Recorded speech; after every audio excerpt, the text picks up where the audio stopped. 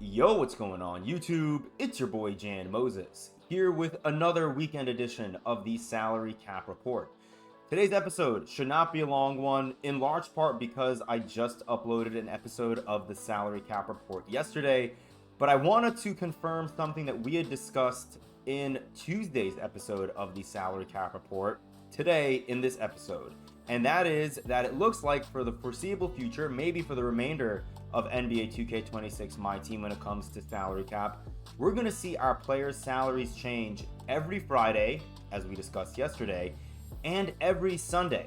And in that Tuesday episode of the Salary Cap Report, I mentioned, at least I think I mentioned, that I thought I saw my players' salaries change on Sunday, which confused me because, well, first of all, if you guys played salary cap last year, then you may remember that we saw salary cap changes for our players, or I should say salary changes, on Tuesdays and on Saturdays, which I kind of like that. It felt like there was like a decent amount of days between those updates, right? Because from Tuesday to Saturday, you have like, what, 3 to 4 days?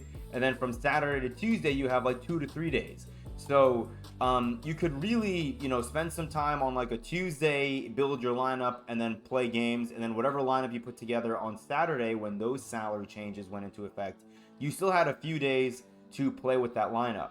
Now that we're seeing salary changes on Fridays and potentially also on Sundays, it begs the question, is it even worth putting in the effort to build a salary cap lineup that works with those new salary changes on Fridays when we're going to see another set of salary changes on Sunday? It's just, I don't know, for me, as someone who doesn't really play a lot of salary cap during the weekend, I feel like I'm better off assuming that we only see salary changes now on Fridays and Sundays. I'd almost rather just wait until Sunday morning, build my salary cap lineup then, and then if I wanted to play on a weekend, I could use that lineup on Sunday, and then use it again on Monday, Tuesday, Wednesday, and Thursday. And then on Friday, we'll see another set of salary changes come in, and then maybe I just don't play salary cap on Friday or Saturday. I don't really know. But I do find that to be pretty interesting that they're shortening the gap between, like Friday and Sunday, you really only have like a day, right? You have the entire day of Friday, or at least whenever the update hits on Friday through Sunday early morning, and then you have like 4 or 5 days from Sunday to Friday. It's crazy. So that's the main thing I wanted to report on. You can see my team salary is now at 10,200, even though in yesterday's video that we uploaded, we had our players combined equaling up to 10,000 salary, which was great. And I was really excited to run this lineup, man. You guys will notice potentially if you compare my lineup and the salaries for each of these players from yesterday's video to today, that Vlade Divac, who I was really raving about. He was one of my heroes during my 4-0 run to close out my round one run in salary cap, because of his ability to knock down threes, and because of Vlade Divac, he's 7'1", he's a big body, he did a great job on the boards, he has gold dimer. I was raving about him enough yesterday. I'm not going to spend more time talking about how much I enjoy using his Ruby card, but I really love the fact that his card had dropped down to 800 salary. Unfortunately, that run at 800 salary was short-lived, and while he didn't go up to 1200 salary, he unfortunately went up to 1,000 salary, and that's all it took to make this lineup non-compliant for salary cap. So I need to figure out what exactly it is that I want to do, and I have 2 ideas in my head. I did take a look. None of my amethysts outside of Jamal Mashburn or Kate Martin are at 1,200 salary, so the amethysts in my collection have not been modified at all, which kind of sucks. Really sucks that all the players in my starting lineup are basically maxed out in terms of their salary. Like James Posey is at 800, Rui Hachimura, Harvey Grant, both at 1,200, and then Vlade Divac, yes, he's not at 1,200, but 1,000 doesn't really help us right now. Like, it's a pretty awkward number to be at, especially when we have Ron Anderson, who's at 600. And if you guys take a look, if I were to sort here by max salary, because one of the options that I could look at is removing Ron Anderson for another Sapphire card who's at 500 salary, and then I remove Ben Wallace, who's my 13th man, who's at 300 salary, and replace him with a gold who's at 200, because then that way I basically shed 200 salary that way, and then I would be able to run with my lineup. with basically everyone else who I included in it, which would be a lot of fun. So like I could, for example, I could bring in OG Anunoby, Terry Teagle. See, if I didn't have Earl Monroe and Henry Bibby as my bench backcourt, then I'd be fine with bringing in a 6'5" small forward. But because my point guard off the bench is 6'1" and my shooting guard is 6'3", I feel like I want a little more height out there than a player who's at 6'5". And so that's why I was considering OG Anunoby, and I may still end up settling on OG. But I did have one game of salary cap, maybe it was two, during my losing streak earlier in round one, where I could not hit any shots with OG, which was really, really frustrating. And with him being a Series 1 card, he's not going to really have great badges or anything like that. I looked at Grant Williams. He's only 6'6", and he can play the small forward. He has 66 speed, and he doesn't have any good shooting badges, so I'm kind of out on Grant Williams. So again, I could go with OG, and then I could replace Ben Wallace with another gold card like I mentioned. But for the sake of this video, just to move things along, because I don't want to make this video way too long, here's what I think I'm going to do. Andre Blatch, a player who I really enjoyed running with, even though he also has no badges. If you take a look at Andre, he's at 300 salary, which is honestly insane.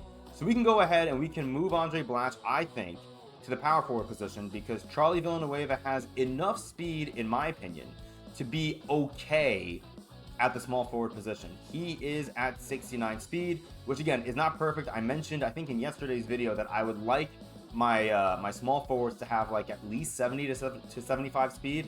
He has 69 speed, which is a very nice number, but not 70 to 75. So we're gonna give him a shot, and we're gonna see. So yes, we don't have the speed that I would like to see, but in doing this, we're gonna have 3 6'11" players, right? Is Pau 7 feet? Sorry, 2 6'11" players, and then a 7-footer. So this is a lot of wingspan to deal with in the passing lanes. Would love to see my CPU get some steals for me, because I don't play the passing lanes myself. It's just too much for me to have to handle all that. But it's nice to have players that are going to be this tall that can play small forward, power forward, and center for me off the bench in salary cap. And then this allows me, you know, an additional, 100 salary of wiggle room if I, for whatever reason, wanted to bring in, another player who would require like 200 salary. I'm trying to see if there's anybody in my lineup where it would make sense. Like, let's say, for example, I get Yusuf Nurkic, right? And I think Yusuf Nurkic might be a better Ruby center for me than Vlade Divac. I think Yusuf Nurkic is at 1,200 salary. So in this case, I could remove Ben Wallace, bring in that gold for 200. That'll put me at 9,800 salary. And then that'll allow me to bring in Ruby Yusuf Nurkic and replace Vlade Divac with him. So that is one thing for us to consider. But again, we're going to worry about that later. I'm not playing any salary cap today. I actually have to leave really soon. So let's keep it moving here with this video. Let's go ahead and open up a couple of these packs right here. And then I want to do a Wild Gems exchange for you guys. I just want to show you, whenever I play Breakout, I think I told you guys yesterday, I've been prioritizing these packs. Because if you take a look at the exchange right here, you go to Wild Gems.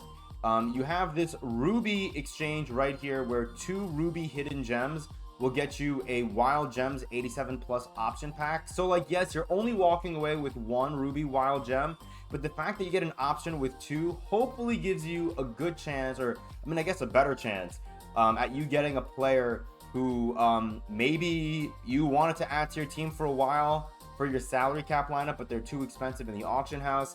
I don't love this exchange right here. Sapphire Wild Gems to 1 Ruby. I'd rather grind out salary cap or Breakout and try to hopefully get hidden gems out of those packs, like the one that we got Harvey Grant out of yesterday, which was this one. Because these are, I guess, secretly 84 plus and 87 plus. There isn't, like, you're not going to get an Amethyst hidden gem out of this. At least I don't think so. But I think we got Harvey Grant out of this pack, and Harvey Grant is an 89 Ruby. So I do think these are technically plus packs. So let's go ahead and let's open this up. Again, we're looking for hidden gems out of both of these. Even if they're players that we would never run, I want them to be hidden gems so we can put them into the exchange potentially for us to get Wild Gems players. So let's flip it and see. We get hidden gems Ernie DiGregorio, and he is a duplicate. So we can go right ahead. We can take a look here. We already have him. So let's go ahead and add him to the exchange. We're going to put him right into this exchange. Oh, that's kind of interesting right there. But I want this 84 plus wild gem option pack because there are a number of wild gem sapphire cards who I would love to run in salary cap, such as Cam Reddish, Wendell Carter, maybe my GOAT from early in the year in 2K25, Bimbo Coles, who I got out of, I think, an Agenda hidden gem pack. So yeah, would love to get any of those players. Let's go ahead and see, can we go 2 for 2? Can we get another hidden gem out of this one? 2K, bless me up. We get Gems of the Game, Bailey Howell, which could be interesting. I think Bailey Howell can actually shoot the rock. Let's take a quick look and see here. Bailey Howell, not that I'm going to definitely replace Harvey Grant with him. Bailey Howell has a C+. Ooh. Do you see what I see? 800 salary. Okay, 73 pointer, so it will come down to what his jumper looks like. But 70 is not horrific. 69 speed for a power forward, that's fine. What does bug me is that he's only 6'7", and something tells me his badges are going to be mostly related to him being a power forward who's going to have his back to the basket. So maybe paint-based badges offensively, maybe rebounding-based badges defensively. He does have Silver Challenger, but no Deadeye. Interceptor, off-ball pest, mini marksman, yeah, paint prodigy on gold. Rebound chaser on gold. He does have set shot, and we talked about how much I value set shot specialist in yesterday's video. So maybe that's a card that we do look at. But before we end this video, I do want to go ahead. Maybe we'll do one of these exchanges today. And I think we are going to do, let's see here. Wild Gems. Is there another hidden gem sapphire that I'm cool with throwing out there? What about the ruby one? I think I have multiple rubies that I want to get rid of. Maybe we'll do a ruby one in this video, because we actually do have to do an exchange for what's it called? For the daily agenda. So we're gonna go ahead and do that. We're gonna get rid of Blue Edwards. I don't know if I really like Blue Edwards all that much, and I do like the majority of these other hidden gems, which is kind of funny. So yeah, Blue Edwards, we're gonna go ahead and throw him in there as my final ruby hidden gem for this exchange.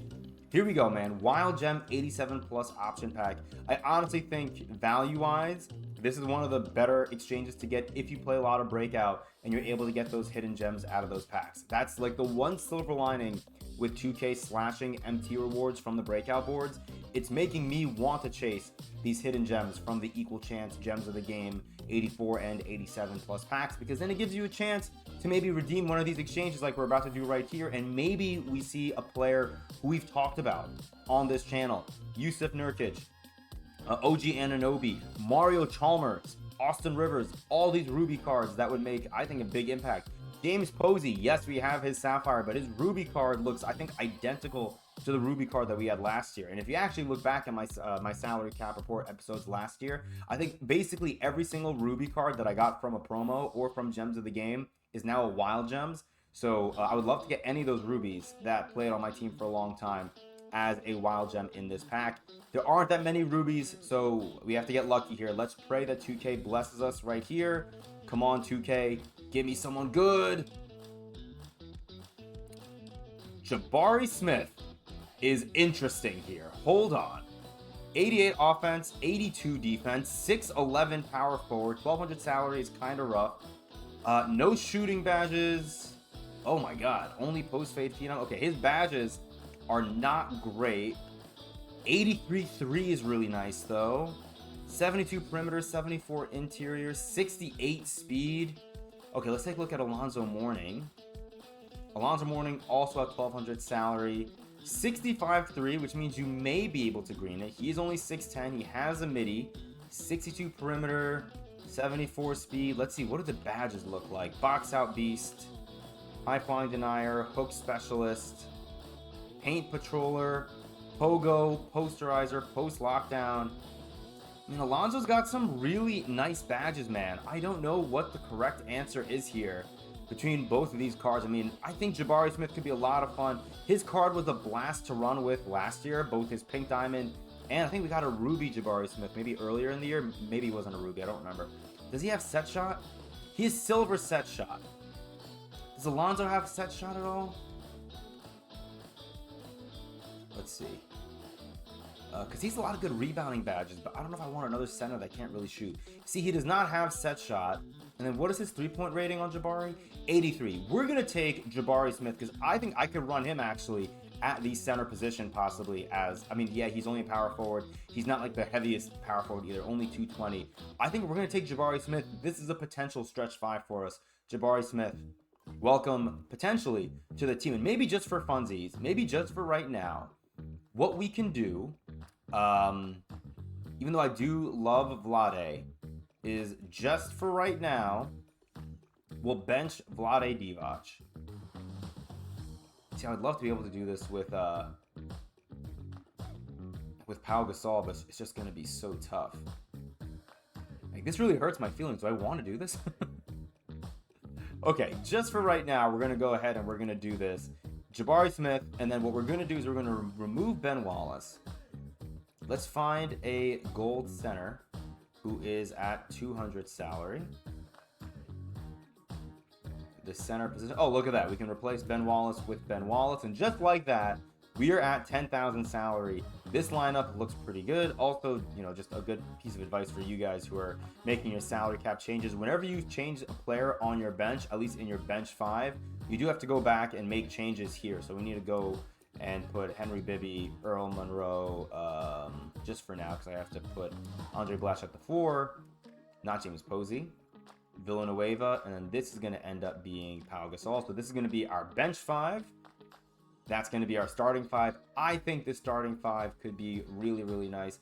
And then we'll see. If we want to keep Vlade, maybe I bring in Bailey Howell and I mix it up a little bit that way, but I think this could be a really nasty 5 because, again, I love Vlade Divac, don't get me wrong.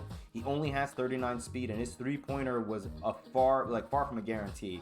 Let's see, what does Jabari's three-point shot look like? Not the fastest, but... Ooh, that jumper smooth. Ooh. Yeah, Jabari Smith was the... Okay, that's all I needed to see. Yeah, Jabari Smith, definitely the move there. Really happy with that pull. I will gladly take Jabari Smith. You guys can see now why I was looking forward to opening up that wild gem pack, that wild gem option pack. You just got to try to maximize your opportunities at getting that exchange done by trying to get as many of those breakout runs in as you can to try and get those hidden gems of the game, equal chance packs. All right, that's all I got for you guys. Appreciate you all. Not sure if we're going to do a Tuesday episode of the Salary Cap Report, but maybe we'll get a gameplay out for you guys if I end up playing any salary cap this week. Until next time, though, enjoy the rest of your weekends, and I'll see you later.